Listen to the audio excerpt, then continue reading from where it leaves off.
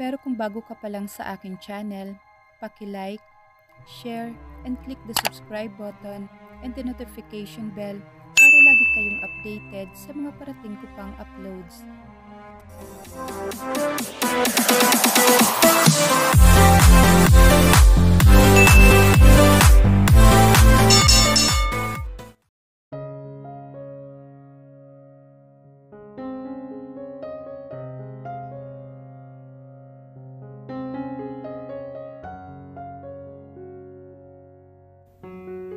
Sweetheart, mawawala muna ako for how many days?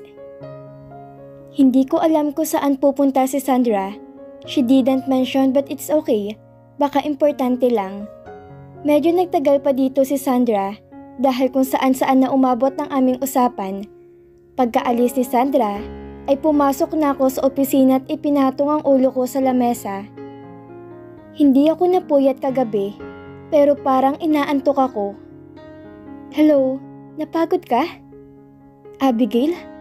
Why is she here? Surprise! Napukunot noo ako sa sinabi niya. Nagsalita pa siya ulit, pero hindi ko alam kung anong pinagsasabi niya at yung sinabi niyang pinagagawa ko daw. Ewan ko sa babaeng to. Nirequest kasi ni Syra na magpa-picture ako sa'yo dahil gusto ka raw niya makita. Nabigla ako sa sinabi niya. Pero nakabawi rin ako. Inasar ko na lang siya. Ni-request ba talaga? Akala ko ba ako lang gusto makita? Bakit kasali ka pa? O baka naman paraan mo to para magkaroon tayo ng picture? Come on. Sana sinabi mo na lang na gusto mong may picture tayong dalawa. Nakangisi kong sabi. Ang cute niya lang tingnan kapag naaasar. Binibigay niya yung cellphone niya sa akin dahil ako na lang daw ang kukuha ng picture sa sarili ko. Dinamay niya pa si Sandra na masama daw itong tao, pero hindi niya alam na napakabait ni Sandra. Hindi ko na lang siya pinansin at inakbayan siya habang nagsalita lang siya na nagsalita at mukhang nabigla naman siya. Kinuha ko ang pagkakataon na yun na picturean ko ang sarili namin. Yan na, may picture niya tayo. Pero kung gusto mo pa ng marami, feel free to go to the guest room. I smirk. Palagi naman kami nagkikita araw-araw, pero di man lang niya sinabi na gusto niya magpa-picture. Nahihiya siguro, ginamit pang dahilan ang best friend niya. Hindi ko alam na mayroon palang ganitong side sa Abigail. Ang ingay niya, pero hindi naman umabot sa punto na masakit sa tenga. Magandang ang pakinggan yung boses niya eh. Ang numero na yung idinayal ay alinman sa hindi binabatayan o wala sa saklaw na lugar. Mangyaring subukan ng iyong tawag sa ibang pagkakataon. What the fuck? Nasabi ko na lang. Ngayong araw ay magtatrabaho ako, pero parang hindi ako mapakali hanggat hindi sagutin ni Sandra ang tawag ko. Kahapon lang noong puntahan ko si Sandra at nagpaalam na mawawala muna siya ng ilang araw. Ilang beses ko na siyang tinawagan. Pero ganun pa rin ang naririnig ko. Sa isang taon naming pagsasama, ay ngayon pa lang to nangyari sa amin. Ano mang ginagawa niya ngayon at hindi ko siya makontak. Papunta na ako ngayon sa kumpanya para magtrabaho. Pero napansin ko si Nathaniel na parang naiinis. Hawak-hawak niya rin ang cellphone niya at mukhang may tinatawagan. Pero ayaw yata siyang sagutin kaya naiinis. Anong nangyari? It's nothing. Binulsa na niya ang cellphone niya. Nagdadalawang isip ako kung sasabay ba ako sa kanya. Kahapon kasi pinasabay niya ako sa sakyan niya. Nathaniel, mauna na ako? Tiningnan ko ang relo ko. Mukhang hindi naman ako malilate. Di ka sasabay sa akin? Tanong niya, pero mukhang naiinis pa rin. Hindi na. Yung sasakyan ko na lang ang gagamitin ko. Si Pochi ngayon ang gagamitin ko. Okay, if that's what you want. Tinalikuran niya na ako at muling kinuha ang cellphone sa bulsa niya. Baka mamaya pa to papasok. Nauna na nga ako at si Pochi nang dinala ko ngayon sa kumpanya. Mas mabuti pa lang hindi na ako nakasabay kay Nathaniel. Baka madami pa ako sa inis niya. Nang makarating sa opisina ko, ay ipinagpatuloy ko ulit ang pagtatrabaho ko.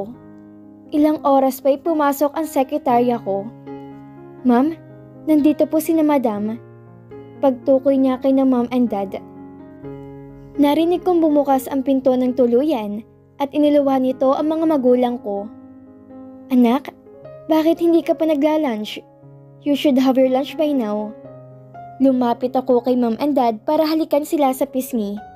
Umupo kami sa sofa. Ma'am, alam niyo naman pong busy akong tao.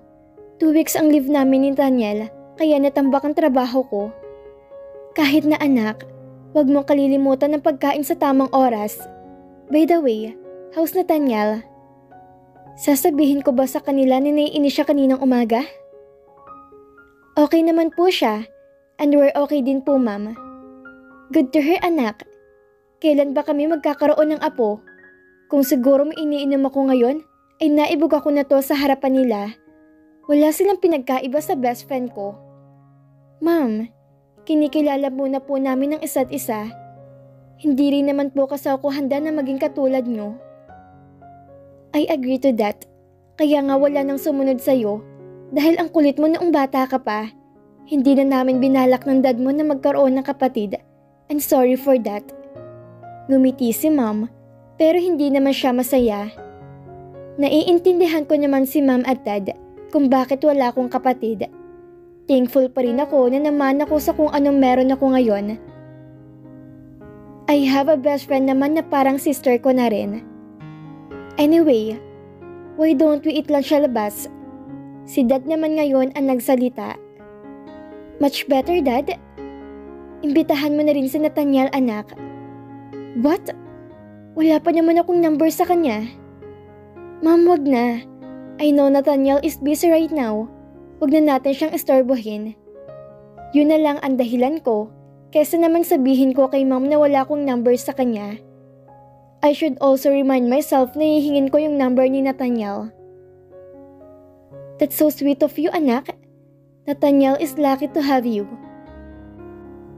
Kung alam mo lang siguro, Ma'am, ang real score between me and Nathaniel. Let's go? Aya ni Dad at inakbayan na si Mom. Nauna na silang lumabas. Ako naman ay nag-ayos muna ng sarili. Hindi itong pinangarap ko na buhay. Magbibili ko nga yung mga gusto ko at nakukuha ko to. Pero hindi naman ako malaya sa kung sino magiging kasama ko sa habang buhay. Yung lalaking tangang mamahalin ko hanggat ako'y nabubuhay. Kagaya na lang nila Mom at Dad na masaya sila at mahal na mahal nilang isa't isa. Pero masaya ako na silang naging magulang ko. Nakarating na kami sa restaurant at pagkaupo namin ay may nagbigay sa amin ng menu. What would you want to eat, Abigail?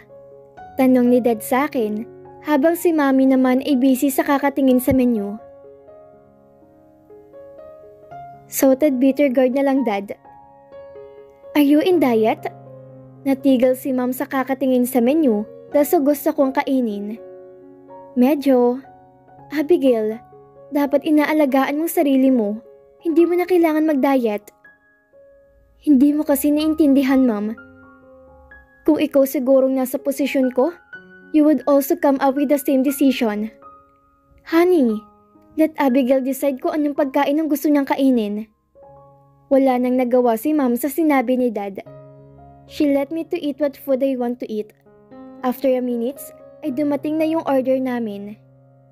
Sige, kain na tayo. Habang kami kumakain, ay biglang nagsalita si Dad. Abigail, I just want to say na you can now use your cards. Natigil ako sa ginagawa ko nang marinig kong sinabi ni Dad. I was shocked with what he said. Dad, really? Tumango lang siya at ngumiti. Pati si Ma'am ay nakangiti na sa akin ngayon. Ma'am, tanong ko sabay tingin sa kanya. Kinukumpirma ko lang kung totoo ba yung sinabi ni Dad. Tumango lang si Ma'am at nakangiti pa rin. Pwede na ako mag-shopping mamaya? Oo. Nakangiti ako at hindi maitago ang saya dahil sa sinabi ni Dad. Masaya kong pinagpatuloy ang pagkain ko hanggang sa matapos kami. Bumalik na rin ako sa office pagkatapos namin kumain. Hindi maalis-alis sa akin ang saya. Finally, I can now shop anytime, anywhere. You look happy, Ma'am. May nangyari siguro maganda ngayon. Papasok na sana ako sa office ko nang makita ko ang sekretary ko. Mukhang napansin niya talaga na masaya ako. Yes, yun lang ang sinabi ko, tuluyan na nga akong pumasok. I should thank my dad. Kinuha ko ang cellphone ko sa bag at tinext si Mom. Salamat, Mommy. Umupo na ako sa aking inuupuan at inisip ko ano nga pwedeng bilhin. Excited na rin ako sa kaalamang mabibili ko ng gusto ko. Naramdaman ko na nag-vibrate yung cellphone ko na nakalapag sa mesa. I think text yun ni Mom. Her reply to be exact. Yun ay dahil sinunod mo ang aming mga utos. Bahala ka, Abigail. Masaya ako dahil magagamit ko ng cards ko sa kadahilan ng sumusunod ako sa utos ng mga magulang ko. Pero nakakaramdam din ako ng lungkot. They're controlling me. I have enough money, but I don't have the freedom to choose what life I want. Who's the man should I love and spend my time with for the rest of my life?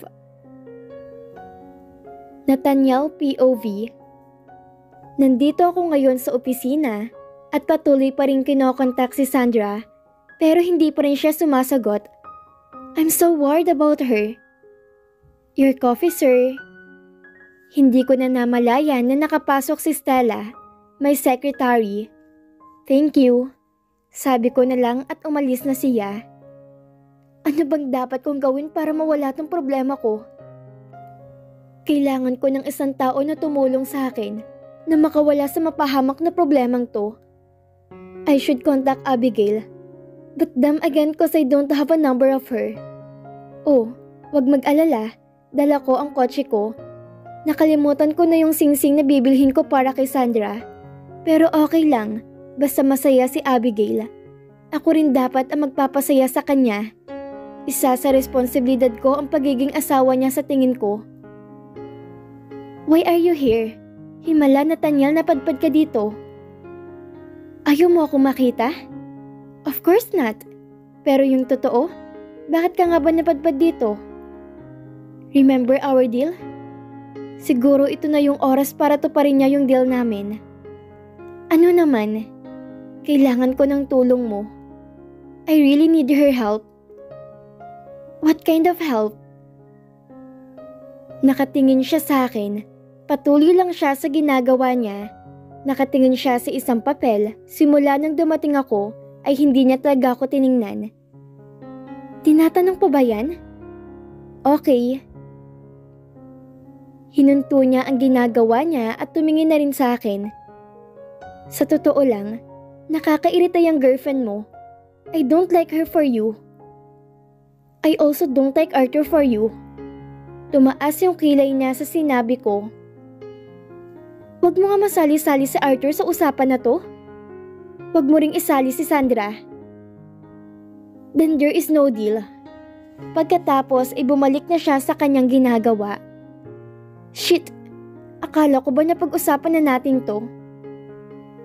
Nakakainis na Nathaniel naman to. Gusto ko naman siyang tulungan.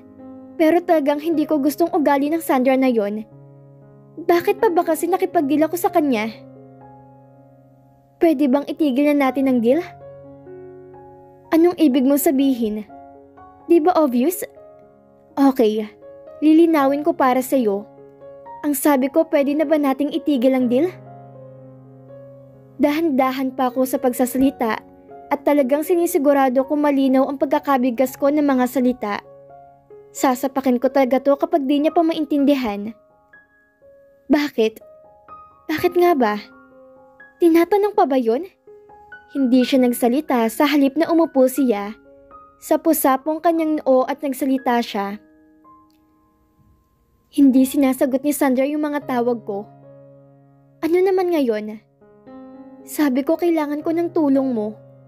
Hindi ako pulis. Hindi ko naman sinabing pulis ka. Abat, ang lalaking to? Nakakasakit ng ulo. Kung hindi niya makontak si Sandra, ay wala na akong pakaalam doon. Sinisira mo yung mood ko eh. Ang saya ko na nga doon sa sinabi ni Dad, tapos sisirain niya lang? Okay, fine. Anong okay, fine? Itigil na natin ang deal. Wala na tayong deal. That's good then. Ang sarap naman pakinggan sa tenga ng mga salitang lumabas mismo sa bibig niya. Masaya? Sobra pa sa happy. Tinaasan ko siya ng kilay at nginitian. Mukhang aalis na rin siya dahil tumayo siya at naglakad papunta sa pintuan. Aalis ka na? Natigil siya sa paglalakad niya at tumingin sa akin. Tiningnan niya ako ng diretso sa mata. Dahan-dahan siyang naglakad papunta sa akin without breaking our eye-to-eye contact. Hindi ko na rin maalis ang tingin ko sa kanyang mga mata. Anong ginagawa mo? Tanong ko, pero patuloy pa rin siya sa ginagawa niyang paghakbang papunta sa akin. Medyo malapit na rin siya sa mukha ko. Hindi ako mapakali sa paraan ng pagtitig niya. Hindi ko malaman kung ano nga bang ekspresyon ng mukha niya. Kung galit ba to o ano? Anong ginagawa mo? Unti-unti siyang yumuko at ang lapit na rin ng mukha namin. Mukhang maduduling na nga ako dahil sa sobrang lapit. Inilagay niyang kanyang dalawang kamay sa mesa. Unti-unti na itong lumalapit at napatingin siya sa labi ko. Napalunok ako dahil sa ginawa niya. Binalik niya ulit ang tingin niya sa mga mata ko. Oh my! What is she doing? Bakit parang may naririnig akong tumitibok na puso? Narinig ko na to noon eh. Hindi ko alam pero bigla na lang akong pumikit. Ibigay mo sa akin yung number mo. Napadilat ako nang maramdaman ng hininga niya sa aking tenga. Binigay niya sa akin ang cellphone ko na nakalagay sa mesa. Ano? Nag-smirk lang siya. Nakakahiya naman yung ginawa ko. Baka ano pang sabihin niya. Tumikhi muna ako bago magsalita. Ano? Pumikit lang ako dahil masakit yung mata ko. Oo. Tumango ako at sinusubukang depensahan ng aking sarili. May totoo naman doon sa sinabi ko. Yung pumikit nga lang? Really? Mapunod yun niyang tanong. Kaasar? Oo. Bakit ba ako nauutal? Stammering. Umiwas ako ng tingin at tumikhim. Hindi. Umiiling pa na sabi ko. Nakakainis. Bakit ba kasi ako nauutal? Sige, sabi mo eh. He then chuckled. Ewan ko lang, pero ang gandang pakinggan ng pagtawa niya. Binigay ko na lang sa kanya yung cellphone ko at pinakita sa kanya yung number ko. May kinalikot siya sa cellphone ko bago niya sa akin to binigay. I'll remind you, wala na tayong deal. Hindi mo na ako kailangan tulungan kay Sandra. Hindi na rin kita tutulungan sa pag-move on mo kay Arthur. From this day on, sarili na lang natin ang lulutas sa ating mga problema. We don't need to help of each other. Ngumiti siya at naglakad na papunta sa pintuan. Pipihitin niya na sana ang doorknob na may maalala ako.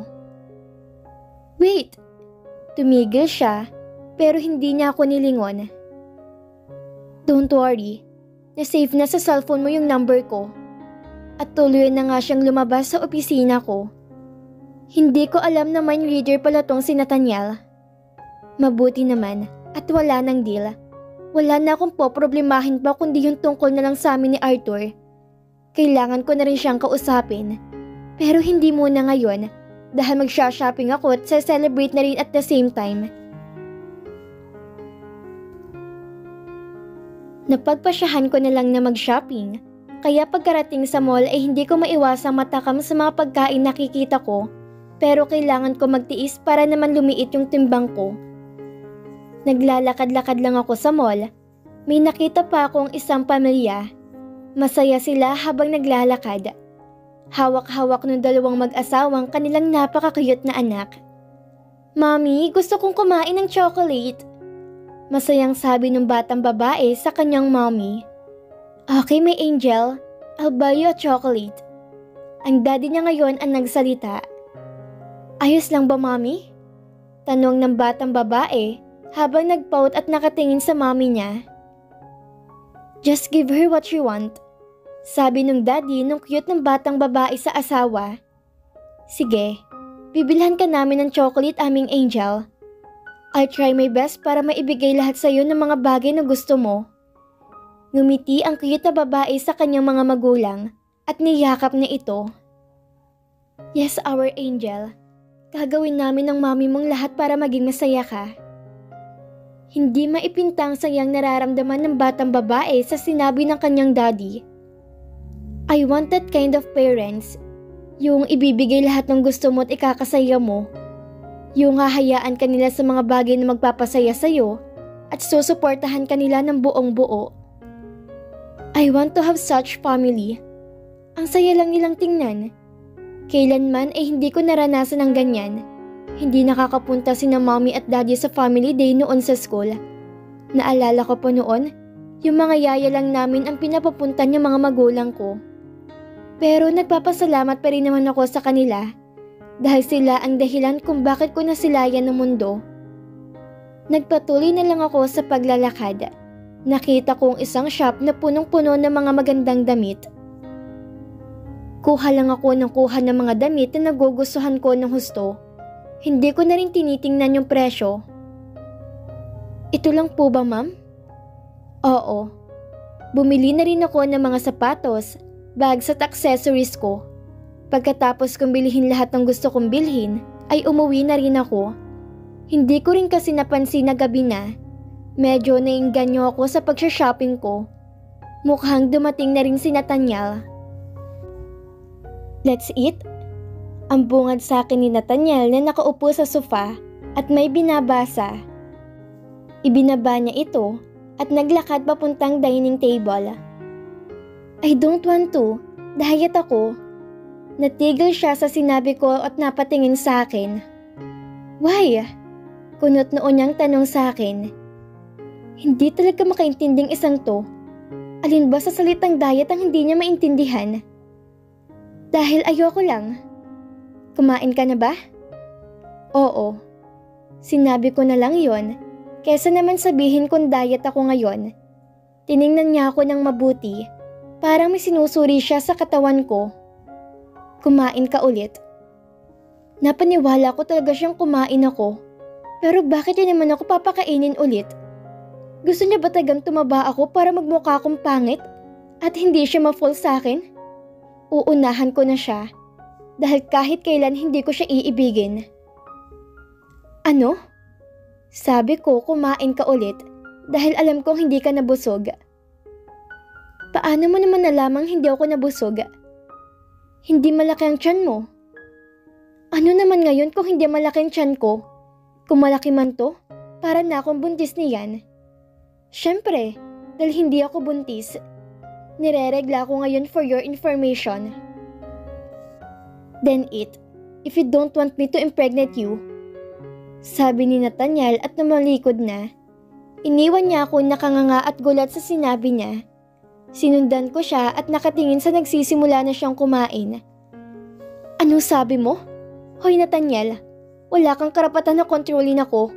Huwag mo nga akong pakialaman kung gusto kong kumain o hindi. E di kumain ka mag-isa mo, kahit kainin mo pa yung akin. Patuloy lang siya sa pagkain niya, para bang wala siyang naririnig at hindi niya ako nakikita. Ano? Hindi ka magsasalita? Nakakainis na lalaking to? Okay. Hindi na kita pipilitin. If you don't want to eat, then no. Dapat lang. You don't own me. So stop acting that you care when the truth is not. Stop it, Nathaniel. Dahil sa totoo lang masakit. Hindi siya nakapagsalita, kaya kinuha ko ng pagkakataon na yon na pumanhik. Nasa kalagitnaan na ako ng hagdan na magsalita siya, na siyang ikinagulat ko at ikinabilis ang tibok ng puso ko. Low down your voice, Abigail. Nakakahiya sa mga kapitbahay. Baka sabihin nilang hindi ako mahal ng asawa ko.